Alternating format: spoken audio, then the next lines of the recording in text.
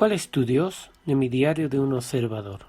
Conciencia viene del prefijo con, convergencia o reunión. Ciencia de siere, saber, por lo que se puede traducir como el conocimiento de lo que nos une, o el conocimiento de lo que nos es común.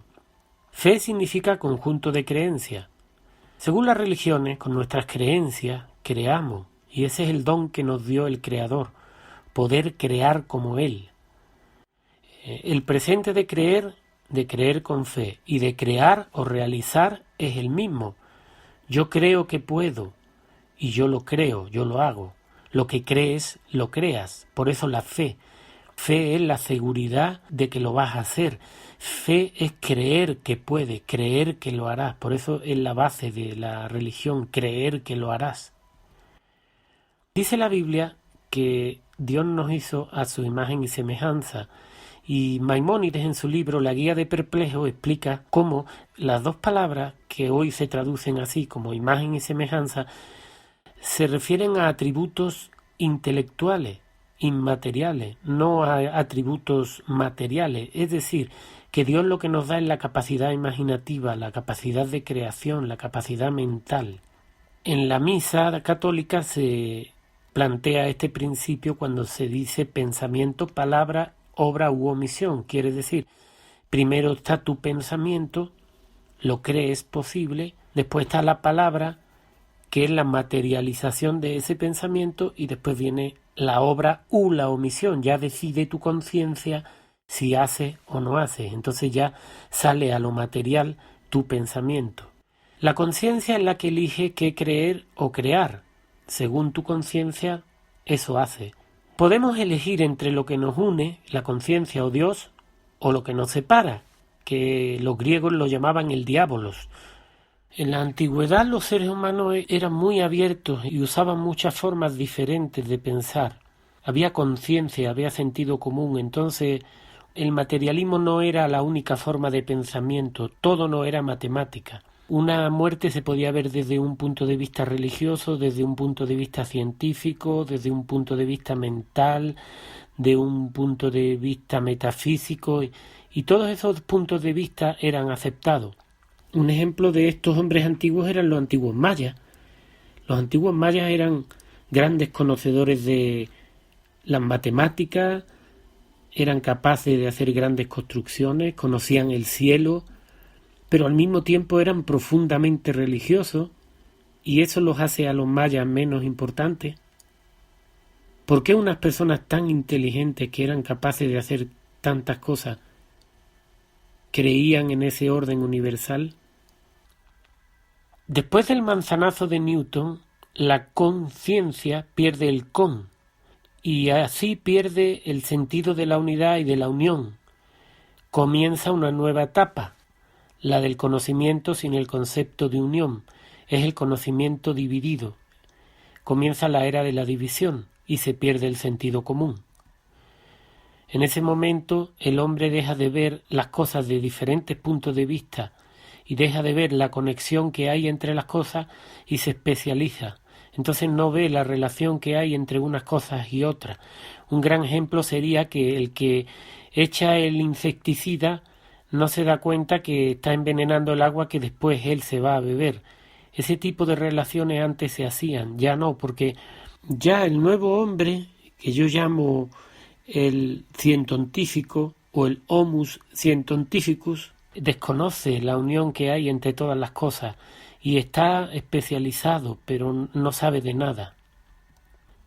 La nueva religión, la ciencia, se basa en teoría, que viene de teo o Dios, y el sufijo aria, que significa cualidad relacionada con.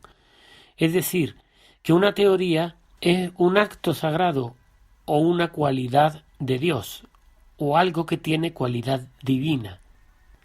Esta nueva era, la de la ciencia sin conciencia, se basa también en fe y en confianza en los resultados. El Dios del científico pues son los estudios, como el nombre indica, es tu Dios. Todo se basa en esperanza. Un ejemplo son las proyecciones a futuro de la ciencia. Cada año veremos curas para el cáncer, se nos anunciarán mejoras para vivir mejor, se nos dirá que con un nuevo invento se ha solucionado un problema, que pronto iremos a Marte y ya el agua no la tendremos que pagar, y que iremos en un hotel a la Luna y ahí seremos felices y comeremos perdices. Y aunque la realidad sea la contraria, y aunque cada vez esté todo peor, para el científico, si las teorías dicen lo contrario de la realidad, ellos creen en las teorías, porque ya sabemos que su Dios son los estudios. Si nos fijamos, desde hace mucho tiempo nos prometen bienestar, pero proyectan destrucción. Los robots, los clones, todo es control, cada vez más control, cada vez hay más violencia, cada vez está todo peor. Todo el mundo lo reconoce. Pero solo hace falta un estudio científico en el diario. Las cosas mejorarán porque ya inventaron para que haya más agua. Inventan la cura de tal enfermedad. Y así es como con esas promesas y esos futuros que no son reales, los mantienen entretenidos mientras ellos siguen adelante con su agenda. Los estudios científicos no los cuestiones porque ya sabemos y lo hemos dicho antes. Es tu Dios. Las estafas de la ciencia son interminables y sus mentiras son descaradas, como la burla del hombre de Nebraska, que se lo inventaron para justificar a Darwin y lo reconstruyeron a partir de un solo diente que resultó ser de un cerdo. Dicho como lo diría uno de mi pueblo, vamos, cogieron un diente de cochino. Dijeron que habían descubierto la prueba de que Darwin tenía razón. Pintaron un hombre y una mujer, unos camellitos y unos arbolitos, y engañaron a todo el mundo durante muchísimo tiempo, lo pusieron hasta en los museos, y resulta que ahora todavía, 100 años después, hay que creer en ello. Los ejemplos de las manipulaciones de la ciencia son impresionantes. Y son muchísimos, pero aquí solo voy a destacar los más importantes. La piedra lunar que regaló Armstrong, el astronauta, a un museo holandés que era falsa. Vamos, otro caso tremendo que da risa, pero bueno, esa es la realidad, esa es la ciencia. Se inventaron a un hombre de un trozo de cráneo humano reciente y fragmentos de mandíbula de un simio, probablemente de un orangután.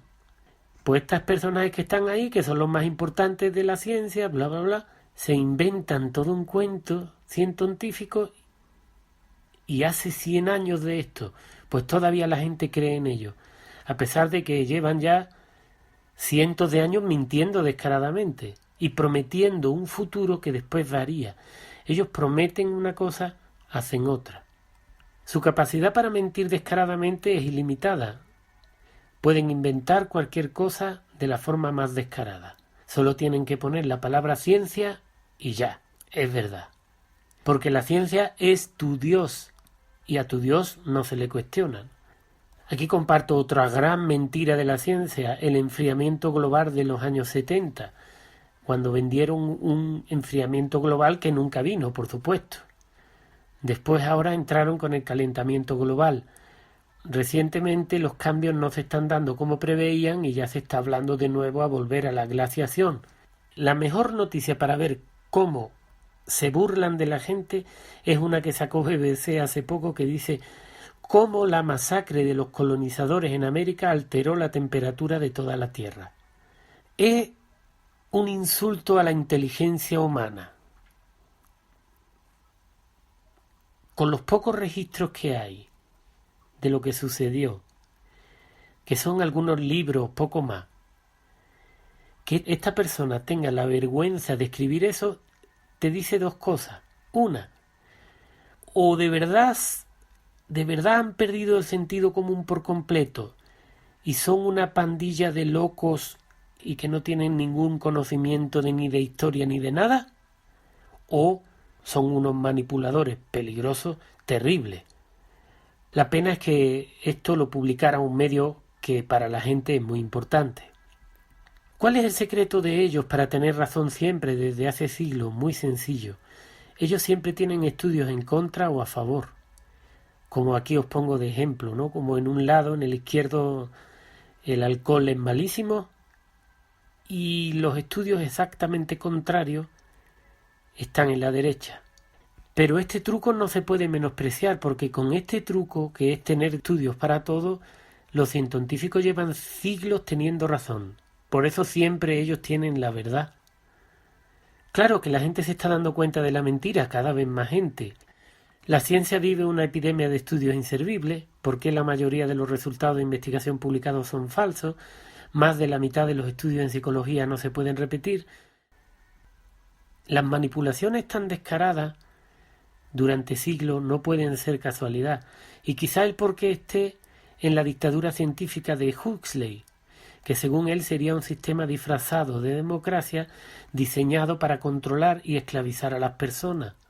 En 1984, George Orwell dice que la dictadura científica usaría el Ministerio de la Verdad, que censuraría y controlaría la mente de las personas bajo el principio: la guerra es paz, la libertad es esclavitud, la ignorancia es fuerza. Y eso es lo que está pasando, que ahora que la ciencia ha perdido ya su credibilidad, todo el mundo se está dando cuenta de que todo es una gran manipulación. La prensa y la revista tienen que reaccionar, porque el gran hermano tiene que tener su Ministerio de la Verdad, y entonces reaccionan con el tema de las fake news. La ciencia confirma que las fake news se extienden más rápido que la verdad. Claro, ellos son la verdad, los del diente de cochino. Los científicos también luchan contra las noticias falsas. Un centro europeo de medios científicos para combatir las noticias falsas. Aldous Huxley en su libro Un mundo feliz y George Orwell en 1984 describen una dictadura científica idéntica a la que existe hoy, y mucha gente se pregunta ¿por qué? ¡Qué casualidad! En realidad no debe ser casualidad. El hermano de Aldous Huxley fue el fundador de la UNESCO. La dictadura que estamos viviendo no es casualidad. En ambos libros se alertaba de los planes que tenía la élite para implantar una dictadura mundial que estamos viviendo hoy. George Orwell era alumno de francés de Aldous Huxley. Quizá derrotar la dictadura mundial, esta dictadura científica en la que vivimos, este gran hermano con ciudades prisión, no sea posible, pero lo que sí es posible es que con nuestras creencias podemos crear, y eso es lo que podemos nosotros hacer. Yo creo, lo que tú crees lo creas. Entonces, que no te engañen. Eres libre y perfecto por naturaleza, eres creador. Puedes creer y crear tu futuro. No se trata de luchar contra un sistema que probablemente prevalecerá, sino de librarte de él, salirte de su control. Entonces, las personas que quieran ponerse las gafas último modelo de realidad virtual y quedarse en su casa engordando, comiendo palomitas, sin ver la realidad, o los que quieran depender de un dinero electrónico que después probablemente se volverá contra ellos, los que quieran ser esclavos del sistema, como dice Huxley, también tienen su derecho y su libertad de hacerlo. Pero tú debes intentar, si de verdad quieres seguir siendo libre, mantenerte creador, crea tu propio futuro. Puedes vivir en el mundo, dejar que la gente disfrute de la tecnología y de su esclavitud, y tú ser libre. Nadie te obliga a ser esclavo, eso sí es verdad. En este mundo en el que vivimos, la dictadura científica es para quien la elige, porque es una elección. Por lo tanto, tienes que decidir qué creer y crear, y para eso tienes que hacerte una simple pregunta. Mira las dos fotografías que hay ahí. A la derecha está la humanidad, la naturaleza, la creación. A la izquierda están las máquinas y el mundo de la ciencia. Son dos futuros posibles que puedes elegir. La única pregunta que te tienes que hacer es: ¿quién es tu Dios?